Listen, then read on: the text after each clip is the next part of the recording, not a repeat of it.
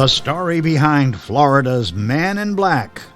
I'm Richard. And I'm Gary, and these are our incredible stories.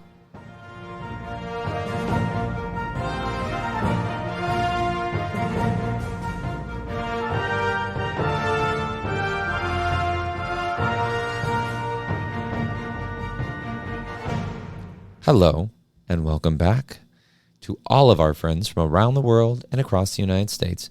We are so happy to have you back with us. And guys, you know what? It just warms me to see each and every one of you each and every week. It's just old friends, new friends. It's just fantastic. You know what? Oh, it looks. Hey, come on in. Look, we got a few new people coming on. Come on over. Don't be shy. Go ahead, introduce yourself. We do have room on the couch over there. Find yourself a comfy chair if you want to. No worries. And if you happen to have a beanbag, you can sit there too. And if you get a little thirsty or maybe need to nibble on something, I'm sure you have snacks and drinks in your fridge. So come on in, make yourself comfortable. And if you're interested, just saying, every Friday we do have new episodes of really incredible stories. So if you want to and you really like what you hear, go ahead and hit that subscribe button. Or if you want to, doesn't bother me, you can go ahead and hit follow as well. And then that way you'll be up to date on all of our new episodes the moment that they land on YouTube. Well, we do have it on YouTube, Spotify, iHeartRadio, or wherever you get your podcast from. So come on in and let's find out what today's story is going to be about. We're going to be talking about a good friend of ours, somebody we knew and was not only friends with, but we worked with him extensively on a number of projects and films. And that man's name was Charlie Carlson. The master of the weird and strange. Master of the weird and for Florida's Man in Black. Charlie was an author, a novelist, an actor, and a film producer. And he specialized in the paranormal, strange events and places, and many historical books. And he produced and acted in radio shows and movie productions that were related to that genre. And, we first met Charlie when you were doing a very short film called The Cleansing. You want to tell us a little bit about that? Well, we got to go back further than that because this is a whole different thing. So we met Charlie at an event, and we started chit-chatting with him. And I couldn't tell you what the event was, but we had spoken to him, and then I was going to do a project for school because it was around Halloween time, and everybody, when I was in photography, everybody who goes to art school wants to do something very dramatic, especially when it comes to photography. They want to find, people who are homeless or destitute or, going through some kind of, life crisis. And I don't take myself that seriously all the time. I think there's a time and place for that, but it was Halloween time. What are you going to do? Oh, I know, ghosts. And so we had just started talking with him. And I had met, my mom had actually met somebody who claimed that their house was haunted because I was running out of options. I had the idea, but didn't know where to go with it. And so we just kind of got lucky that there was somebody who came to a garage sale and said they couldn't go home because their house was haunted by evil spirits. And I went, yes! And then I quickly had to calm myself. Oh, I'm sorry to hear that. And so we decided that we would go there and photograph it. And then you said, what if we do a documentary about it? And we'll call it The Cleansing. And I said, all right, sure, why not? But we didn't know any psychics because we thought, if you're going to go and do a cleansing on a house, I don't know how to do that. You don't know how to do that. Let's get a psychic to do that. So we got, you contacted Charlie because he had told us a lot of different interesting things about, with his books and people he knew. And Charlie, who was always a stand-up kind of guy, said, oh, yeah, I got a psychic for you. Just tell us where to be and when, and we'll be there. And from that point, we became the best of friends and worked on a lot of projects together. And if you want to watch The Cleansing, it's available free on the internet for watching. So The Cleansing, and you can see Gary's short film that we're talking about. Yes. It was very early in my career as doing documentary filmmaking. So there's a reason why it's free on YouTube. And you went on to do something even more complicated with Charlie called Henry Blackheart is Dead. Tell us about that. That was an attempt at trying to write. Well, I didn't even write the script. I think we had an idea. Charlie helped to write a script for it. You had an idea that it was going to be like a training seminar for people to go ghost hunting. This whole time, before we even did The Cleansing, you said, hey, before we go into a haunted house, why don't we get certified to be ghost hunters? So we found a college that actually had an elective class in parapsychology, and both of us, you studied parapsychology, and I studied paranormal investigation. And it was a lot of fun, and we got some equipment and stuff like that, and we became certified investigators, and then we used all of that training and knowledge in Henry Blackheart is Dead. Right. So it's about an hour's worth of people sitting and listening to the training, and about 15, 20 minutes of us going through a house which was actually two different houses, trying to clean it free of this spirit that opens up a portal into another dimension. Mm-hmm. And it had a just unbelievably crazy ending. Yes. In fact, at one point, one of the actors broke the handle off my car door, to which I had to say it was already broken. Don't worry about it. I'll glue it back on later.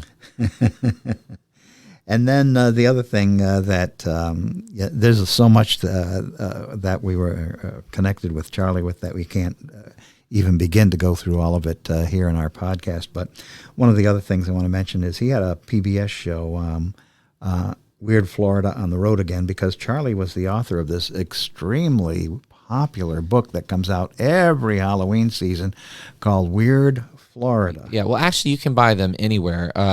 It's part of an American series called Weird US. And so what they did was they contacted authors in all 50 states and had them put down what makes their state so unusual. And it was actually part of a TV series that I think was either on the History Channel or A&E called Weird US. And Charlie was picked to be the author because he had so much history and had already written some books on his own about unusual things about Florida that he was contacted to be the author for the state of Florida's Weird Florida book.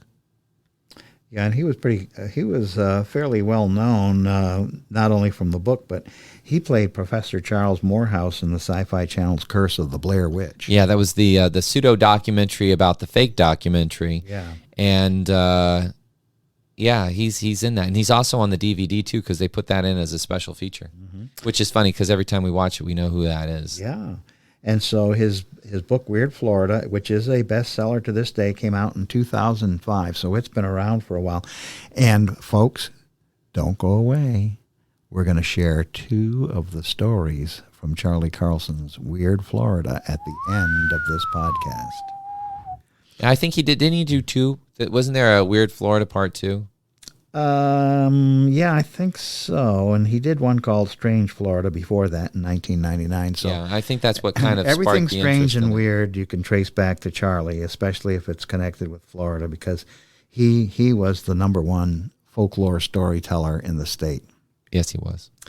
And unfortunately, we lost Charlie back in 2015, but he was one of our top friends. Absolutely.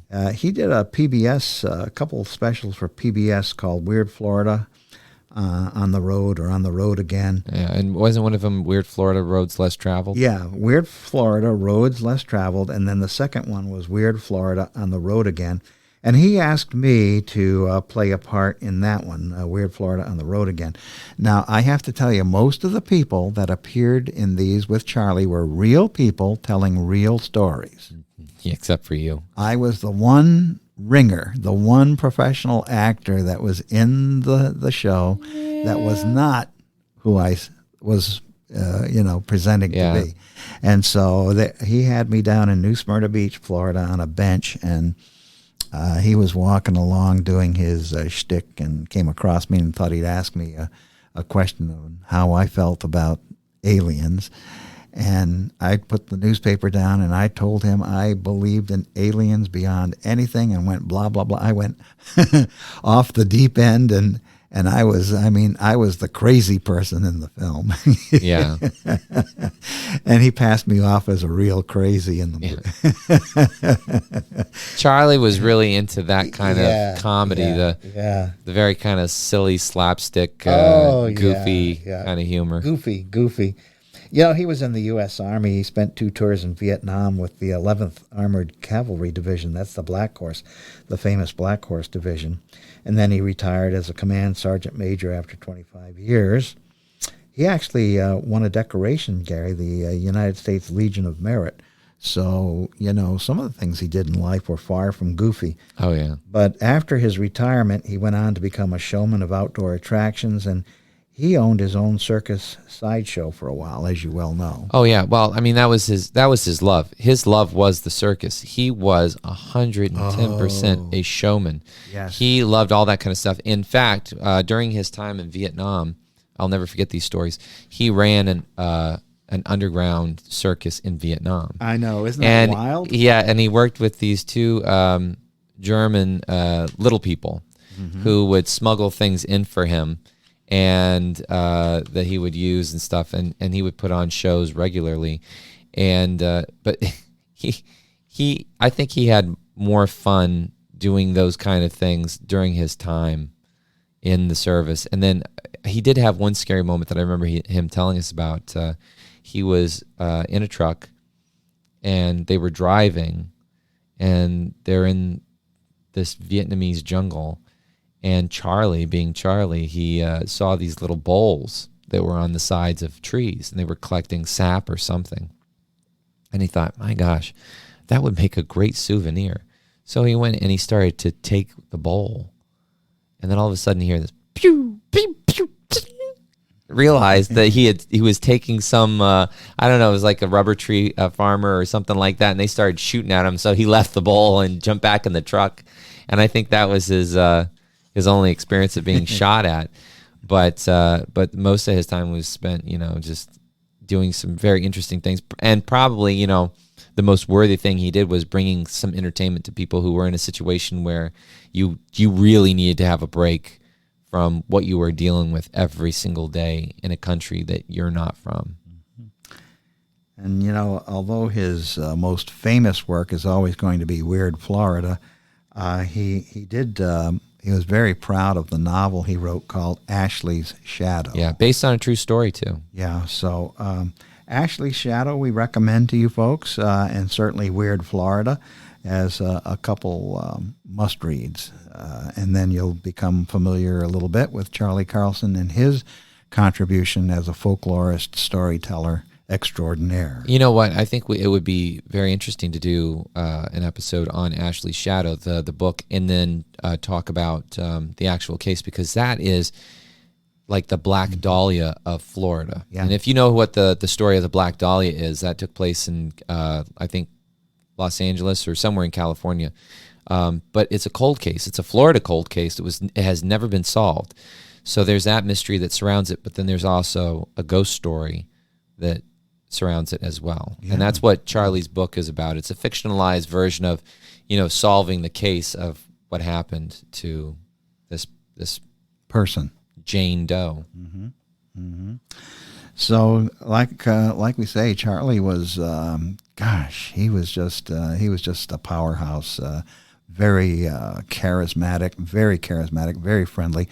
And he sure did support everything you were involved with, Gary, at the time. Always. And he never, ever, missed an opportunity to promote you and your work and include you and give you the spotlight and give you the credit. And this was very helpful in you establishing your career. Yeah, well, Charlie was a very giving person. He always made sure to take care of his friends. he was a very loyal friend. Anytime we worked on a project, he always offered his home for us to do filming or photography or whatever. And he was just really fantastic. And when I was working, and it was right around the time when he passed, but I had told him I was working on my first script for my own scripted movie. And Charlie was very excited about that. And he said, if you want any helps with writing or somebody to edit it or look over it, let me know. I'd be happy to help you. Isn't that great? Yeah. And then the other thing we haven't mentioned, he was absolute up there #1 as an animal lover. Yeah, He big animal loved lover. his animals. Yes, he did. His backyard, he had it certified as a sanctuary. Yeah. And he had deer, gopher tortoise, and all sorts of different things that would go through his backyard. He took care of all those animals, made sure nobody bugged him or anything. He did. And his wife Dot, who passed away before he did, she rescued squirrels. She did. They actually had a pet squirrel. Yeah. So Charlie Carlson, a #1 person. You couldn't find any better. And folks, we recommend you read his book Ashley Shadow. You read his book Weird Florida. And now we're going to finish our podcast, Gary, with a couple stories from Weird Florida. Do tell. The first one we're going to tell, I wish we had a little bit of kind of creepy music. The first one we're going to tell is called The Devil's Millhopper. Oh, my gosh. Now. Wait, that's... There we go.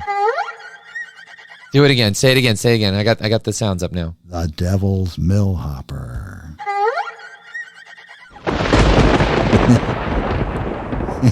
Does that set the mood for you a little bit better? Yeah. Okay. And as the listeners can tell, we're strictly off the cuff here. You never know. Right. Where I'm just what using direction whatever we're going to go. Using whatever sound effects I have available to me right now. Okay. The Devil's Millhopper. This takes place northwest of Gainesville, Florida. And it's really a gigantic funnel-shaped hole. It's 500 feet across, and it is a whopping 120 feet deep.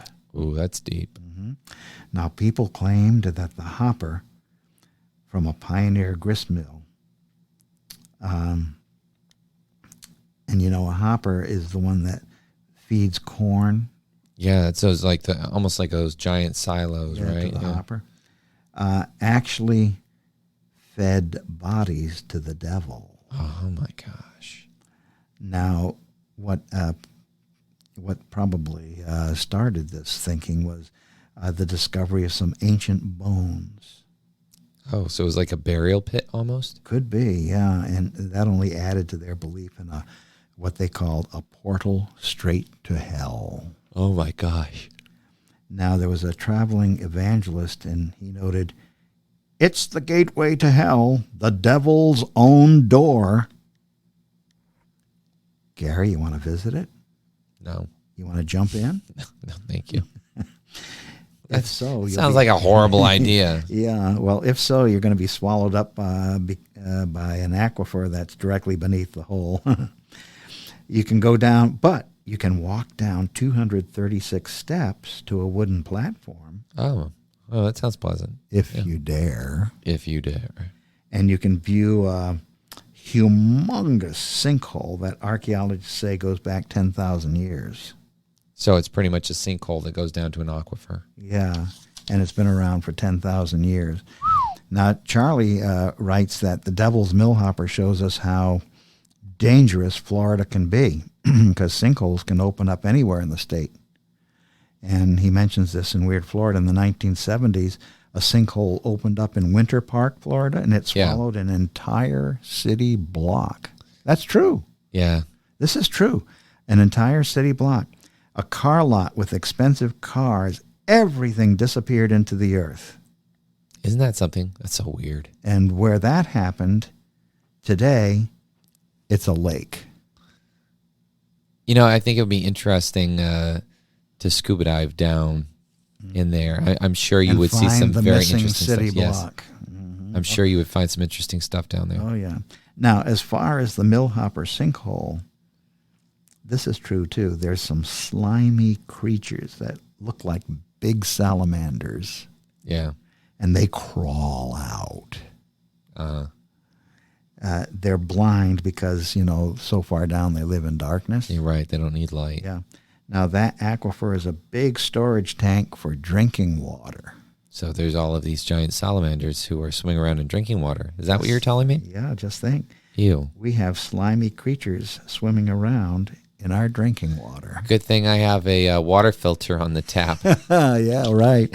So anyhow, that's one of the many stories in Charlie Carlson's Weird Florida, folks, that I think would entertain you no end. And so we highly recommend the book. We're going to finish with one last one, Gary, which is a little bit odd. Okay. I'm good for Of it. course, everything Charlie wrote about was a little bit odd. Sure. This one is about the most stolen city sign in Florida. Really? Yeah. And so this doesn't happen in Miami. It doesn't happen in Daytona Beach or Orlando. No, it happens in a little place called Two Egg, Florida, which I never heard of until I read Charlie's story. Could you imagine telling people you live in Two Egg, Florida? Where are you from? Two Eggs. Two Egg. No, not eggs. Two Egg. Two Egg. Yeah. Where are you from? Two Egg. Two Egg. Now, Two Egg isn't much of a city or town. The locals say that if you blink while you're passing through, you're going to miss it. It's kind of like Christmas, Florida. Mm-hmm. Now, the center of this small rural community, it's in Jackson County, by the way. It features a general store called Lawrence Grocery. Okay. It has 2 gas pumps out front. A picture in your mind, a vintage general store, gas pumps. Okay. outside. I'm visualizing that right And now. that's the main business in Two Egg, Florida. Okay. So anyways, Charlie met the owner, Nell King, and he was able to buy a moon pie there in the store. You know what moon pies are. I love moon pies. Yeah, that's the standard for college students for the last half century or more, especially when they're cramming, throughout the night Oh, for an yeah. exam. Eat your moon pies. Yep. Moon pies and Coca-Cola. Yep. So he listened to her historical narrative of the town of Two Egg. And probably sometime in the 1800s, it was a sawmill camp named Allison. There was a local resident named Will Williams, and this is incredible in and of itself. Will had no less than 46 children. Really? Can you imagine 46 children? I'm not kidding, No. folks. 46 children. That's a lot of kids. This is not a fairy tale. Somebody is not was fiction. busy. This is Will Williams, a real person in Two Egg, Florida, who had 46 children. Now, obviously, he had more than one wife. He had 3 wives. Oh, obviously. Wait. Okay, so he had 3. Was he married to 3 of them at the same time? I Or don't think so. I think he wore them out one at a time. And he also had scores of chickens, scores and scores of chickens, because Okay. so many kids, you had to be able to feed them. So, and these were hard times when Williams was, back there, probably in the 1930s or 20s. Money was scarce, and Williams would send a couple of his children with the eggs to barter for other things into Allison, into the sawmill camp. Okay. And so one day a traveling salesman was in the store, and he saw them swapping eggs for candy. And he declared to the store owner, "We'll just call this place Two Egg." And that was it. That was it. Now, Charlie drove out of Two Egg. As he drove out, he noticed an abandoned gas station across from the grocery, and on the vintage pumps it declared gas for 29 cents a gallon. Really? Yeah, those days are gone. Oh, yeah. No, that's... We're rocking out at close to $5 a gallon. Yeah. So anyhow, that's the story of Two Egg, Florida, and they've had a hard time keeping their city signs because people find them so weird that they steal the signs. I'm looking at it right now. Somebody's doing a drive-through. There's a video on YouTube of it, and it's literally There you go, folks. Check that YouTube just out. a tiny little stretch of road with Two a few Egg. houses and some stuff. Two Egg, Florida. Check it out on YouTube, like Gary's doing as we speak. Yeah. Oh, Well, I tell you what, Gary. interesting. I think that Charlie Carlson, a fine 100% human being, and he has provided us with some entertainment that we will always have. Absolutely. Absolutely. A good friend of ours and a great entertainer. Yeah. Until next time, though, I'm Richard. and I'm Gary, and this was a story about an incredible person. Yeah, this one was for you, Charlie.